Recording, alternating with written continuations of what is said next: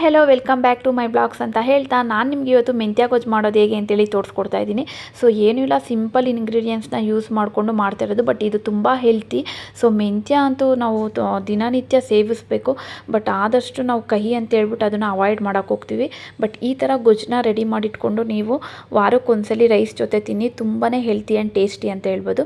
So ಮೊದಲಿಗೆ ನಾನಿಲ್ಲಿ ಒಂದು ಬಾಣಲಿ ಇಟ್ಕೊಂಡು ಸ್ವಲ್ಪ ಎಣ್ಣೆ ಬಿಟ್ಟು ಸಾಸಿವೆ, ಹಿಂಗು, ನೆಕ್ಸ್ಟ್ ಸ್ವಲ್ಪ ಒಂದು 4-5 ಸ್ಪೂನು ಮೆಂತ್ಯ ಕಾಳನ್ನ ಯೂಸ್ ಮಾಡ್ಕೊಂಡಿದ್ದೀನಿ. ಆಮೇಲೆ ಅದು ಸ್ವಲ್ಪ ಕೆಂಪಗೆ ಆದಮೇಲೆ ನಾನಿಲ್ಲಿ ಒಂದು ದಪ್ಪದ 3 ಈರುಳ್ಳಿ ಮತ್ತು ಸ್ವಲ್ಪ ಒಣಮೆಣ್ಸಿನ್ಕಾಯಿ, ಕರಿಬೇವು ಇಷ್ಟನ್ನು ಹಾಕಿ ಚೆನ್ನಾಗಿ ಫ್ರೈ ಮಾಡಿಕೊಂಡೆ.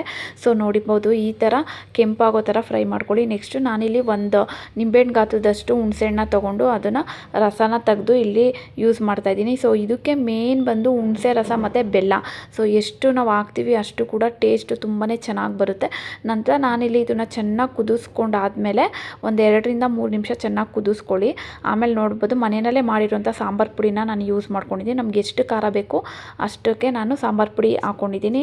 ಕಲರ್ ಬರಲಿ ಅಂತೇಳಿ ನಾನಿಲ್ಲಿ ಕಾಶ್ಮೀರಿ ಚಿಲ್ಲಿ ಪೌಡರ್ ಯೂಸ್ ಮಾಡ್ಕೊಂಡು ಸ್ವಲ್ಪ ಅರಿಶಿನ, ನೆಕ್ಸ್ಟು ರುಚಿಗೆ ತಕ್ಕಷ್ಟು ಉಪ್ಪನ್ನ ಹಾಕಿ ಚೆನ್ನಾಗಿ ಕುದಿಸ್ಕೊಂಡ್ರೆ ಗೊಜ್ಜು ರೆಡಿನೇ ಆಗೋಯಿತು. ಇದನ್ನು ನೀವು ನೈಟೇ ಮಾಡಿಟ್ಟು ಬೆಳಿಗ್ಗೆ ರೈಸ್ ಜೊತೆ ತಿನ್ನೋದ್ರಿಂದ ಕಹಿ ಅಂಶ ಏನಿರುತ್ತಲ್ವ ಮೆಂತ್ಯ ಕಾಳಲ್ಲಿ ಅದು ಸ್ವಲ್ಪನೂ ಇರಲ್ಲ ಅಂತಲೇ ಹೇಳ್ಬೋದು. ಲಾಸ್ಟಲ್ಲಿ ಕೊಬ್ಬರಿ ತುರಿನ ಆ್ಯಡ್ ಮಾಡ್ಕೊಳ್ಳಿ. ಸೊ ತುಂಬಾ ಟೇಸ್ಟ್ ಅಂತೂ ಮಾಡ್ಕೊಂಡು ತಿಂದು ನೋಡಿ ನೀವು. ಮೆಂತ್ಯ ಕಹಿ ಅನ್ನೋದು ಸ್ವಲ್ಪನೂ ಕೂಡ ಬರಲ್ಲ, ಸಖತ್ತಾಗಿತ್ತು ಅಂತಲೇ ಹೇಳ್ಬೋದು.